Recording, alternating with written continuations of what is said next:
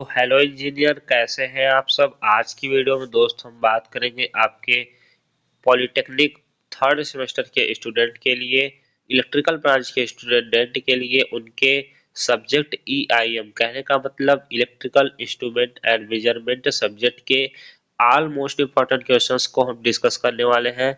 दोस्तों, आप लोगों के एग्जाम भी स्टार्ट होने वाले हैं कुछ ही दिनों में, तो इसके पहले पहले आप लोगों को इन सभी इम्पोर्टेंट क्वेश्चंस को जरूर पढ़ लेना है।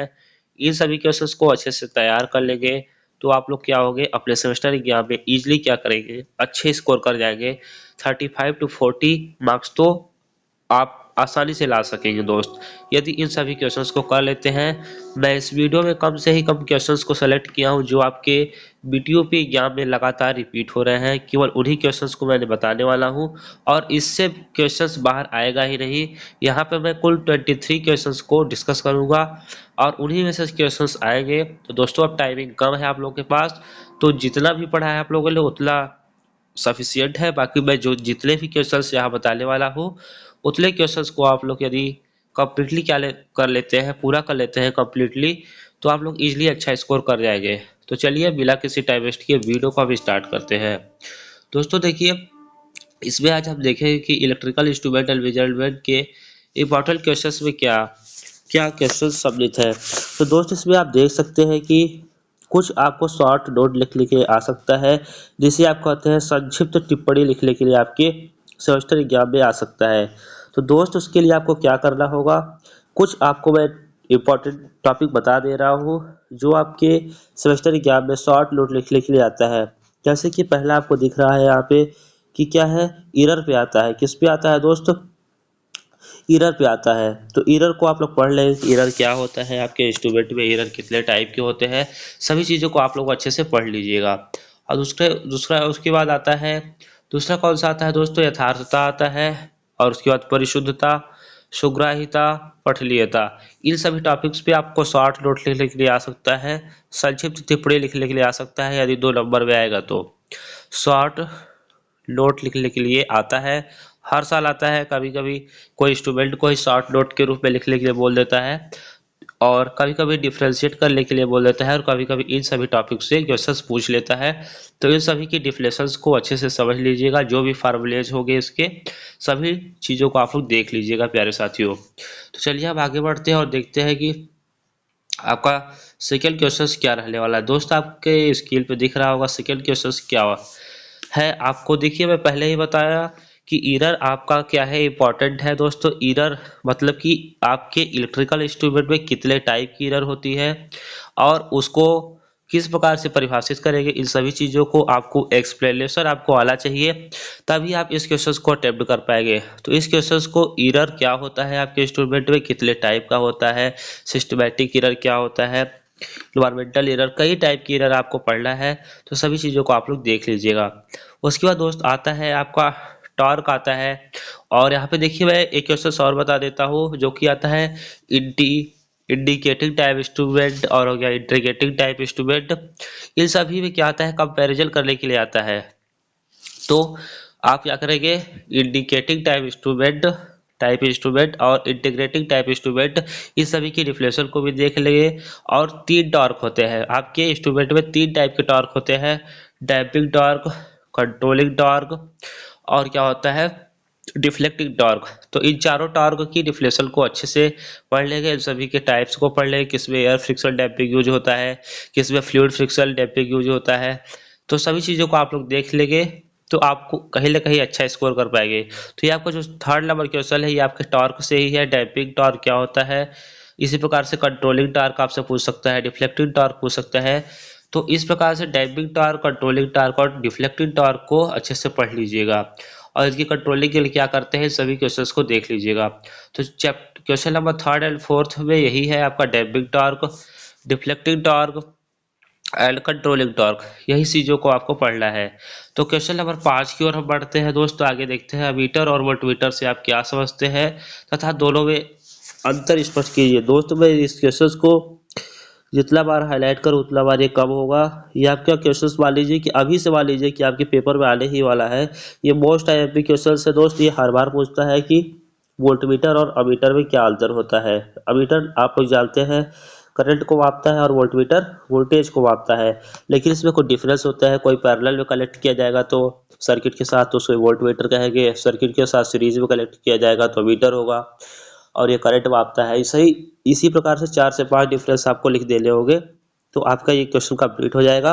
और ये आपका मोस्ट टाइप भी है, ये आपके क्वेश्चन ही आपके सेमेस्टर एग्जाम में आएगा ही आएगा। दोनों में अंतर स्पष्ट करने के लिए पूछेगा ही पूछेगा, इसलिए इसको अच्छे से कर लीजिएगा। और दोस्त मूविंग आयरन टाइप इंस्ट्रूमेंट की संरचना, देखिए किसी भी ईआईएम के क्वेश्चंस को अटेम्प्ट करने के लिए आपको चीज़ों को ध्यान रखना होगा जिससे आपके अच्छे मार्क्स आ सकते हैं। कोई भी आपको इंस्ट्रूमेंट को एक्सप्लेन करने के लिए बोला जा रहा है तो उसमें आपको कंस्ट्रक्शन लिखना है, उसकी वर्किंग लिखना है, उसके डायग्राम को बनाना है, उसके एप्लीकेशन को जरूर लिखना है प्यारे साथियों। और यदि टाइम है आपके पास तो एडवांटेज या डिसएडवांटेज को भी लिख सकते हैं, नहीं तो आपका कंस्ट्रक्शन, वर्किंग प्रिंसिपल, उसका डायग्राम और उसका एप्लीकेशन, इतना चीज़ें तो आपकी नेसेसरी होती है, आपको लिखना ही चाहिए। अब हम आगे बढ़ते हैं। देखिए यहाँ पर रिपल्सन टाइप्स क्वेश्चन नंबर 7 की ओर देखेंगे तो क्या है क्वेश्चन नंबर 7, आपको दिख रहा होगा। Repulsion type moving iron instrument की संरचना कार्यविधि का वर्णन कीजिए। इस क्वेश्चन को आप लोग अच्छे से प्रिपेयर कर लीजिएगा।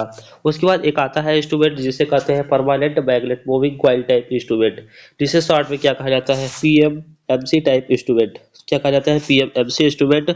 इसकी संरचना कार्यविधि का वर्णन करने के लिए आता है। तो आप लोग इसको भी आप लोग क्या कीजिएगा, देख लीजिएगा तो प्यारे साथियों।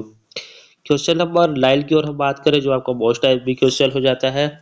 लाइट डेड, ये देखिए वाट मीटर में 2 ही 3 क्वेश्चन बनेगा, तो डायनमोमीटर टाइप वाट मीटर आपसे पूछेगा या फिर प्यारे साथियों आपसे पूछेगा डिजिटल वाट मीटर, यही तो पूछेगा। इसका ब्लॉक डायग्राम कैसे बनता है इसको ड्रा करके देख लीजिएगा, बार बार प्रैक्टिस कर लीजिएगा अपने कॉपी में। और इसकी संरचना डायनमोमीटर टाइप वाट मीटर की संरचना और वर्किंग देख लीजिएगा, और इसका एप्लीकेशन जरूर देख लीजिएगा दोस्त कि इसका उपयोग कहाँ कहाँ किया जाता है।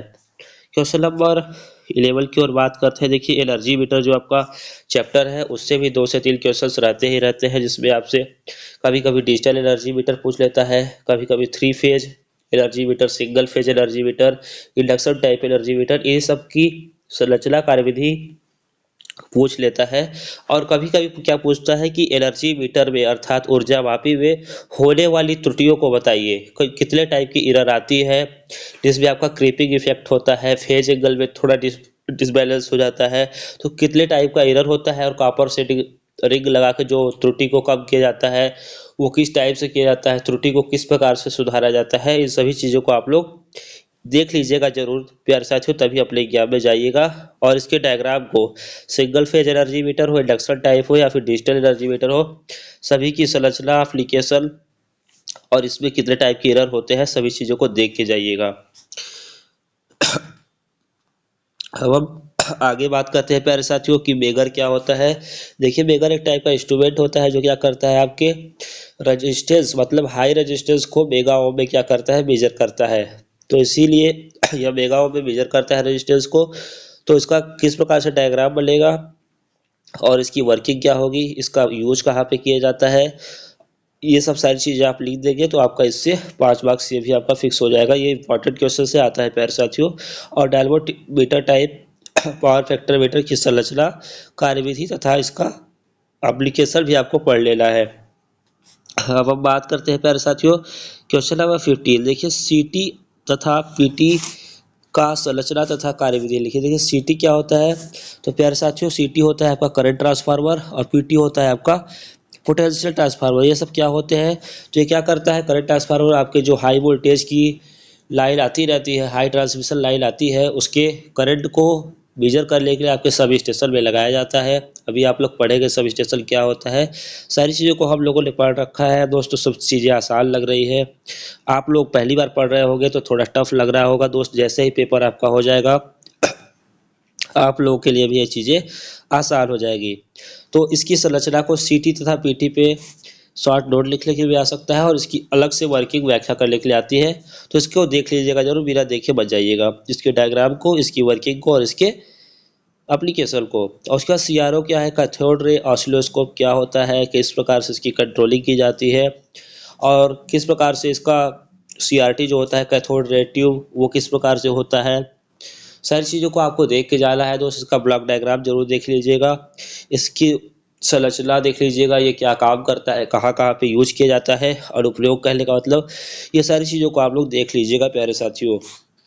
ये भी आपका क्या है, मोस्ट आईएमपी क्वेश्चन है, दोनों क्वेश्चन आपके मोस्ट आईएमपी है, इससे बाहर कुछ नहीं आने वाला है प्यारे साथियों। ये क्वेश्चन सभी आप लोग चाहे तो नोट कर सकते हैं और बाद में पेपर के बाद मिला लीजिएगा, इससे बाहर आ जाएगा तो हमसे मिल लीजिएगा एक बार। क्वेश्चन नंबर 17 की बात करते हैं, जिसमें ट्रांसड्यूसर के बारे में दिया गया है। पूछा गया है आपसे क्वेश्चन नंबर 17 में ट्रांसड्यूसर को क्या है, इसके अनुप्रयोग लिखिए, ये कहा जा रहा है। तो इस क्वेश्चन को भी आप लोग तैयार कर लीजिएगा। और देखिए थर्मामीटर से भी क्वेश्चन आता है कभी कभी, देखिए पिछले ईयर में तो नहीं आया है तो इस बार आ सकता है। तो थर्मामीटर किस प्रकार से काम करता है, किस प्रकार से इसका डायग्राम बनेगा, किस प्रकार से टेम्परेचर का मेजरमेंट करता है, इसकी वर्किंग प्रिंसिपल को भी देख लीजिएगा। बाकी चीज़ें आपको नेक्स्ट क्वेश्चन भी हम देखते हैं, जो आपका क्वेश्चन नंबर 19 है।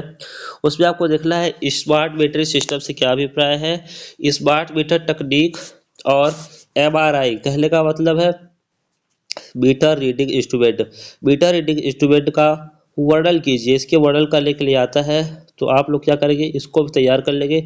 देखिए एक होता है AMR, एक होता है AMR और एक होता है MRI। AMR का मतलब होता है ऑटोमेटिक मीटर रीडिंग और इसका MRI का मतलब होता है मीटर रीडिंग इंस्ट्रूमेंट। तो दोनों को तैयार कर लीजिएगा, ये आपके लास्ट वाले चैप्टर का इम्पॉर्टेंट टॉपिक दोनों ही है। और उसके बाद देखिए यहाँ पे AMI होता है एडवांस मीटरिंग इंफ्रास्ट्रक्चर। देखिए एडवांस मीटरिंग क्या होता है, इसको भी समझ लीजिएगा। साइबर सिक्योरिटी, ऑटोमेटिक, देखिए बताया ना AMR ये भी आता है, तो इस क्वेश्चन को भी आप लोग तैयार कर लीजिएगा।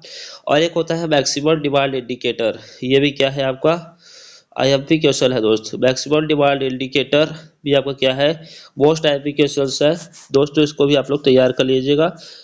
और हम नेक्स्ट क्वेश्चन की ओर देखते हैं कि जो कि आपका मोस्ट इंपॉर्टेंट क्वेश्चन हो जाता है। इस क्वेश्चन को भी आप लोग नोट कर लीजिएगा, जिसमें आपसे कहा गया है थर्मोकपल व थर्मल इमेजिंग कैमरा के कॉन्सेप्ट की व्याख्या कीजिए। तो ये क्वेश्चन इंपॉर्टेंट है, आता है। फिर साथियों हम बात करते हैं लास्ट क्वेश्चन की ओर। लास्ट क्वेश्चन में आप देख रहा होगा कैलकुलेशन ऑफ पावर, तो ये दोनों मेथड आप लोग देख लीजिएगा। तो मिलते हैं नेक्स्ट वीडियो में नई जानकारी के साथ, अब तक के लिए जुड़े रहिए। Thanks for watching.